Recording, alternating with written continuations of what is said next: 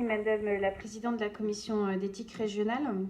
Donc, dans le prolongement des questions que nous vous avions posées l'an passé, nous regrettons que le contrôle des déports de vote des conseillers régionaux ne puisse faire l'objet d'un réel contrôle, qu'une typologie des cas de figure où il est nécessaire ne puisse être établie, que seulement à la lumière des pratiques d'un mandat entier.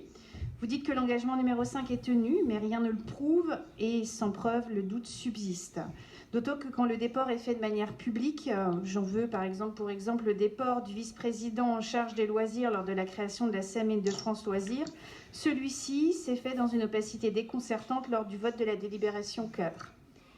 Nous tenons également à regretter que vous n'ayez toujours pas été l'objet d'une saisine concernant la nécessité d'améliorer la procédure de lutte contre le harcèlement sexuel au sein de notre collectivité qui se devait d'être exemplaire en la matière. Vous écrivez également que l'engagement numéro 6 est tenu, c'est-à-dire que les droits de l'opposition réduits à la présence de l'opposition dans toutes les instances régionales et dans tous les organismes dans le respect de leur statut sont respectés. Or, ce n'est pas le cas. Les élus de l'opposition ne siègent pas dans les conseils d'administration, nous savons tous pourquoi, mais quoi qu'il en soit, cet engagement n'est pas respecté.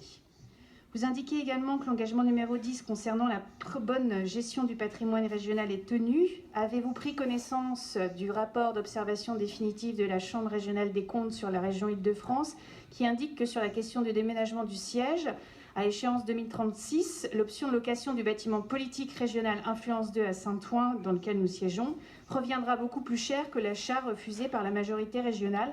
Mais il est vrai que la région ne peut s'enorgueillir de ne bien gérer que le patrimoine qu'elle a acquis et pas celui qu'elle préfère louer à BNP Paribas.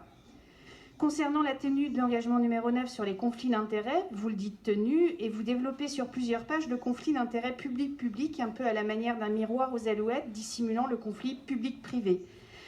Contre celui-ci, une véritable avancée serait l'établissement d'un registre de transparence. Il était prévu pour 2021, mais ça devait être encore prématuré, alors il a été reporté en 2022.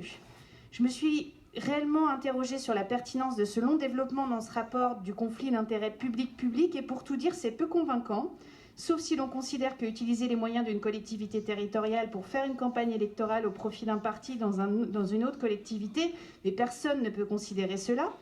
Et si cela était le cas, ça ne serait pas de l'ordre du conflit d'intérêts public-public, mais bien de la confusion des intérêts publics et privés et du ressort de juridictions particulières.